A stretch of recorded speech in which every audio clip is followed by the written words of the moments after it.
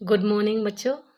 जैसा कि आपने कल उपनिवेशवाद के बारे में पढ़ा कि किस तरह से ब्रिटिश सरकार ने या इंग्लैंड ने हमारे देश पे शासन किया और हमारे संसाधनों का प्रयोग करते हुए उन्होंने अपने साम्राज्यवाद को बढ़ाया और उसका जो नकारात्मक प्रभाव था वो हमारे देश की जनता पे पड़ा और हमारे जो संसाधन थे वो कम होते चले गए, गरीबी बढ़ती गई, भूखमरी, रोजगार के साधन कम होते चले गए। इससे व्यक्तियों का जीवन स्तर गिरता चला गया, लोगों में हीन भावना आने लगी और लोग पीड़ित बहुत किए जाने लगे, उनके मानवाधिकारों का हनन होने लगा और इनकी स्थिति दिन ब दिन बदतर होती चली गई।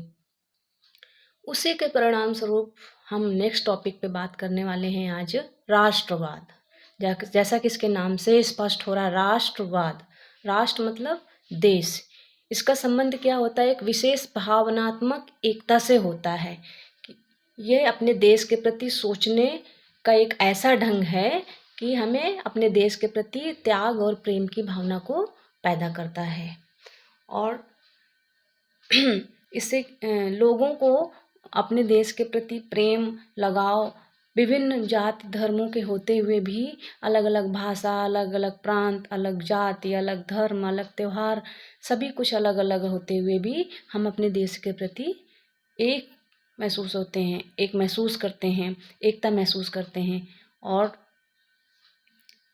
इसी उसके संदर्भ में हमारे के राष्ट्रवाद का जो जन्म है वो भारत में कैसे हुआ, क्या इसके तत्व हैं जो इसको बढ़ाने में आगे इनको योगदान रहा।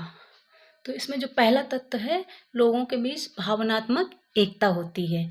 लोग अपने आप को भावनात्मक रूप से एक महसूस करते हैं, वो अलग नहीं, वो चाहे जिस जाति के हों या धर्म के हों या किसी प्रांत के हों, सभी एक भावनात्मक रूप से हम एक बंधे हुए होते हैं। जिसमें से भाषाई, जैसे हमारे देश में आप देखेंगे कि संविधान में हमारे 22 भाषाओं को मान्यता मिली हुई है। उसके अलावा और भी बहुत लोकल लैंग्वेज हैं जो अलग अलग प्रांतों में, अलग अलग ज़िलों में बोली जाती हैं। इतनी भाषाओं और लोक भाषाओं के होते हुए भी हम क्या हैं? एक हैं। हमारी संस्कृति, हमारी धरोहर, हमारा कल्चर, हमारा ट्रेडिशन, हमारे परंपराएं, हमारी प्रथाएं इतनी सारी हैं। हम सब अलग अलग मनाते हैं, सब सेलिब्रेट करते हैं, अलग अलग महसूस करते हैं। बट जब हमारे देश की बात आती है तब हम एक होते हैं।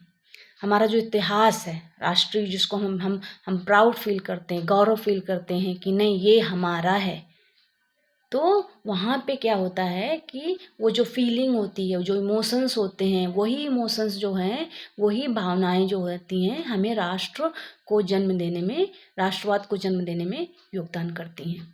तो भारत में जो इसका विकास हुआ वो कैसे कैसे हुआ, तो हम जब सबसे पहले देखेंगे कि ब्रिटिश सरकार ने, जिस तरह इंग्लैंड ने हमारे देश पे शासन किया, लोगों को प्रताड़ित किया, उनका शोषण किया, तो उसी के प्रति जो उन्होंने आपने पिछले उसमें पढ़ा कि कैसे उन्होंने आधुनिक शिक्षा का विस्तार किया। तो जब लोग शिक्षित होने लगते हैं तो उनके जब शिक्षा का प्रसार शुरू हो जाता है तो कहीं ना कहीं लोगों के मन में वो जागरूकता आने लगती है कि हमारे अधिकार क्या हैं, क्या हमारे अधिकारों का हमें अधिकार जो मिले हुए हैं वो सही हैं या हमारे साथ कुछ गलत हो रहा है। वो तभी संभव है जब हमारी जो शिक्षा है, हमारी जो शिक्षा प्रणाली है वो ठीक हो।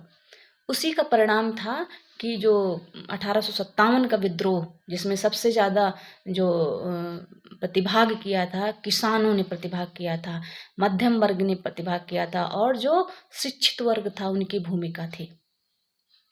तो 1857 का विद्रोह में आपने देखेंगे कि लोगों ने, विद्रोह का मतलब क्या होता है, ये लोगों को ये इस चीज़ का भान होने लगा था, इस चीज़ का एहसास होने लगा था कि ये जो सरकार है, ये विदेशी सरकार, ये हमारे ऊपर अत्याचार कर रही है और ये हमारा देश है, हमारे संसाधन है, हमारी संस्कृति है, हमारी धरोहर है, इस पर किसी और दूसरे का अधिकार नहीं हो सकता है। और इसी के तहत जो दूसरा स्टेप था वो था विभिन्न संस्थाओं की स्थापना। जैसे आप देखेंगे पुनः सार्वजनिक सभा या स्वदेशी मूवमेंट, या आप देखेंगे कि बाल गंगाधर तिलक या एनी बेसेंट या समाज सुधारकों ने जिस तरह से भारत में काम किया उस समय के पीरियड में, उस समय के समय में लोगों में वो भावना धीरे धीरे जागृत होने लगी कि नहीं, जो हमारे साथ इंग्लैंड सरकार या ब्रिटिश सरकार कर रही है वो गलत है और हमें एकजुट हो करके इस सरकार को यहाँ से निकाल फेंकना है।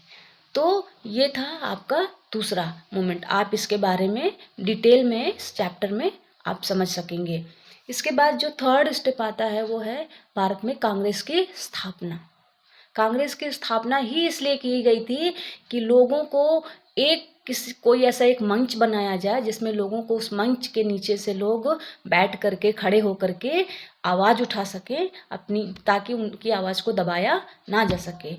जब एक व्यक्ति कोई आवाज़ उठाता है तो उसकी आवाज़ को दबा दिया जाता है, बट जब हम एक झंडे, एक किसी संस्था के या किसी एक संगठन के तहत अपनी आवाज़ को मिल करके उठाते हैं तो बहुत समय तक उस आवाज़ को दबाया नहीं जा सकता है। और यही हुआ हमारे भारतीय राष्ट्रीय कांग्रेस की स्थापना। और उसके तहत जो गतिविधियां संपन्न की गई, चाहे वो होम रूल आंदोलन लीग का गठन हो या स्वराज मेरा अधिकार का उसी समय जो नारा आया, स्वराज मेरा जन्म सिद्ध अधिकार है, मीन्स व्हाट, कि ये देश मेरा है, इसमें सिर्फ और सिर्फ मेरा अधिकार है, इसमें उन्हीं व्यक्तियों का अधिकार है जो इसमें रहते हैं, जो इसके लिए काम करते हैं, ना कि कोई बाहरी सत्ता या बाहरी शासन या बाहर कोई सरकार आकर के हम पर शासन करे।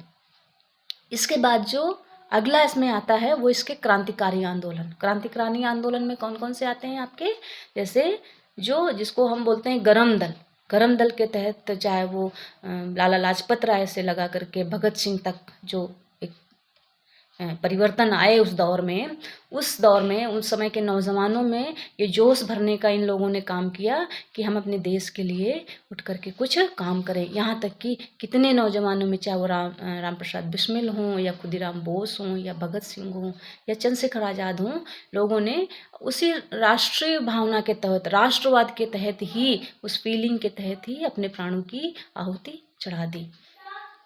इसके बाद जो हमारा नेक्स्ट दौर आता है वो होता है गांधीवादी युग। जब महात्मा गांधी ने इंडियन इसमें राजनीति में पदार्पण किया, जब इसमें इंग्लैंड से लौट करके वो वापस आए या दक्षिण अफ्रीका से लौट करके वापस आए, तो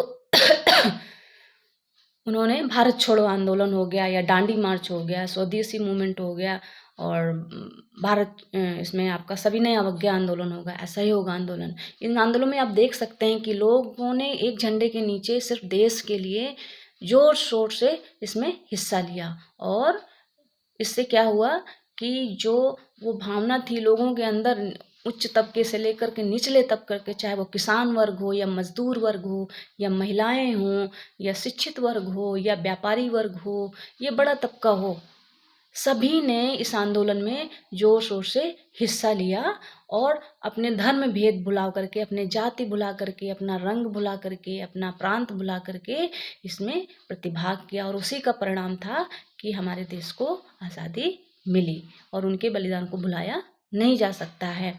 जैसा कि हम आज के दौर में देख रहे हैं, आज के दौर में क्या राष्ट्रवाद संभव है, या जो जिस चीज़ को लाने के लिए, जिस भावना को हम कहीं ना कहीं आज उसकी कमी महसूस करते हैं कि किस तरह से आज राजनीतिक जो दल होते हैं वो अपने स्वार्थों को सिद्ध करने के लिए लोगों के इमोशंस को गलत डायरेक्शन में यूज़ करते हैं। तो आज हमें उसके पहचानने की ज़रूरत है, लोगों को सबको मिल करके। ये किसी एक व्यक्ति का काम नहीं है, बट अगर हर व्यक्ति अपनी ये जिम्मेदारी समझ ले कि हमें अपने देश के लिए कुछ करना है, हमें अपने सभी स्वार्थों को भुला करके अपने जो हमारे देश के हित में है, जो किसी हमारी जो हम अपनी जनरेशन को क्या छोड़ के जा रहे हैं, क्या दे के जा रहे हैं, तो उसके बारे में विचार करने की ज़रूरत है। और इसी चीज़ को हमारे सारे राजनीतिक दलों को भी इस चीज़ के बारे में विचार करना चाहिए कि जो ये भावना है, जो ये आंदोलन है, वो सही दिशा में जाए, सही डायरेक्शन में जाए, तभी हमारे देश का कल्याण होगा और विकास होगा। Thank you.